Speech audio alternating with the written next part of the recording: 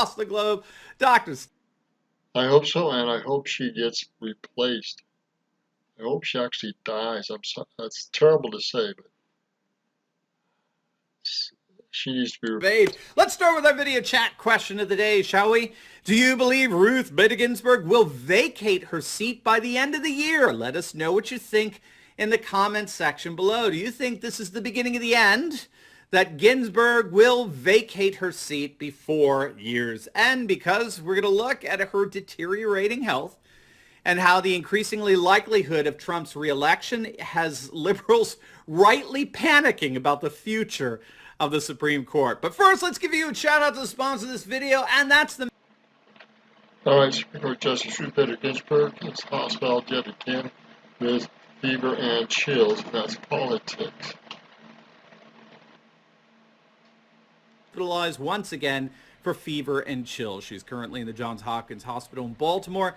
If you don't know, that's Dr. Ben Carson's old stomping grounds, and she's expected to be in the hospital for several days as doctors treat her symptoms with an intravenous antibiotic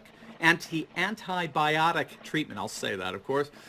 This is but the latest hospitalization that Ginsburg has undergone. She's 87 years old now. Her rabid left-wing activism is so fervent that she's absolutely refuses to retire, which of course raises the question, why the heck are we paying, we the taxpayers, why are we paying for all these frequent hospitalizations as soon-to-be 90-year-old Supreme Court justice? I mean, you would think that fact alone would be enough for her to step down, right, voluntarily. But then again, you know, when you're dealing with left-wing... This is why Supreme Court judges need to be appointed, and they need to be, the laws need to be changed as soon as they start having mental or health problems. Boom, they're out of there. Actually, I believe they should have terms, and their terms should be limited no longer than 8 years. Sorry.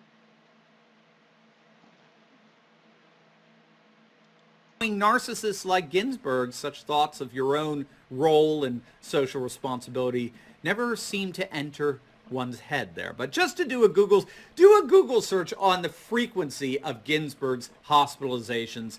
You won't believe it. I mean, back in May, she was hospitalized for a gallbladder infection, again at Baltimore's Johns Hopkins Hospital.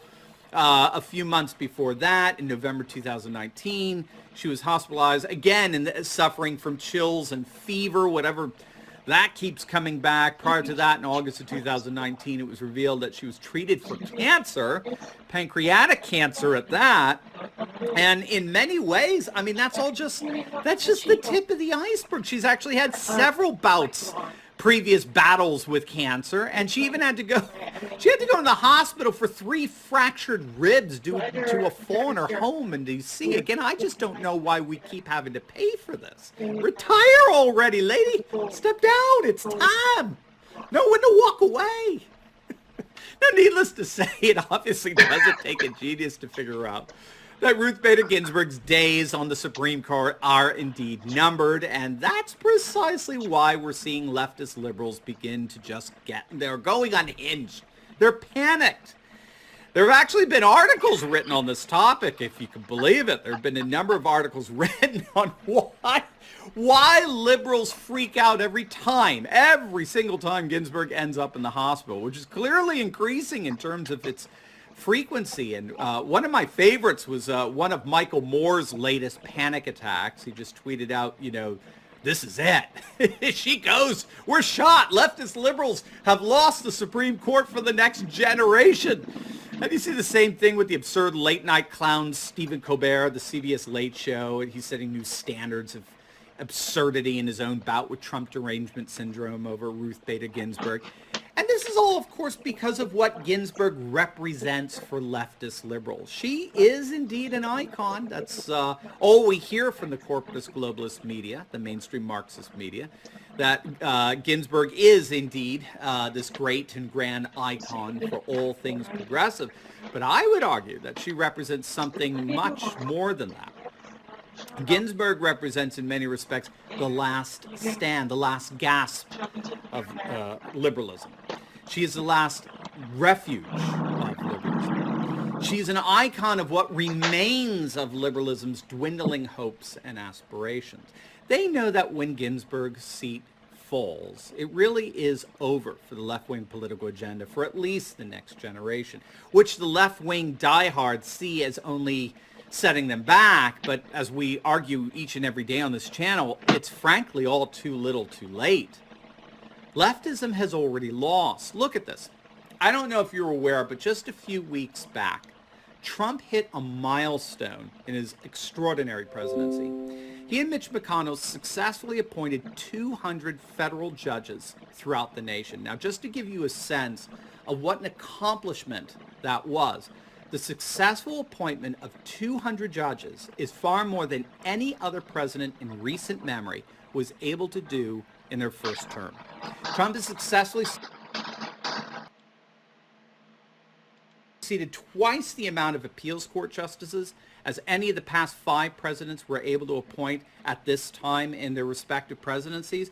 And really, all you have to do is just look at how the mainstream Marxist media is reporting this. Look at this from NPR, from the cultural Marxists disguised as journalists. Look at this. Look, the headline reads, "Wave of young judges will be ruling for decades to come."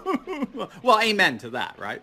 But then you dive into the article and look at what this left-wing activist disguised as a journalist writes. She interviews a person by the name of Vanita Gupta. Vanita Gupta runs the Leadership Conference on Civil and Human Rights. Here's what she said about President Trump's record number of judge appointees. You ready for this? Look at this. They are largely white and male. It is an astonishing lack of representation. And she goes on to point out that by her count, nearly 7 in 10 of Trump judges are white men. Just 28 of the 200 are so-called people of color. Now stop and think about that for a moment. Forget the fact that it's widely recognized that racial minorities are underrepresented in law schools and the like. Forget that. Forget that. Why on earth does the color of their skin matter? Of course, this reporter doesn't explain that. She just lets the insinuation do the explaining for her. Trump's a racist. He's a bigot. Again, this is not journalism. This is left-wing cultural Marxist propaganda, and I'm not even remotely exaggerating on that. If you don't know, the Leadership Conference on Civil and Human Rights, of which this person, Vanita Gupta, is a leader, is, as you may have guessed, it's an organization that is funded in part by one George Soros. Now, did NPR reveal that the spokesperson insinuating that Trump is racist is connected to the ultra-left-wing Soros? Well, what do you know? Of course not.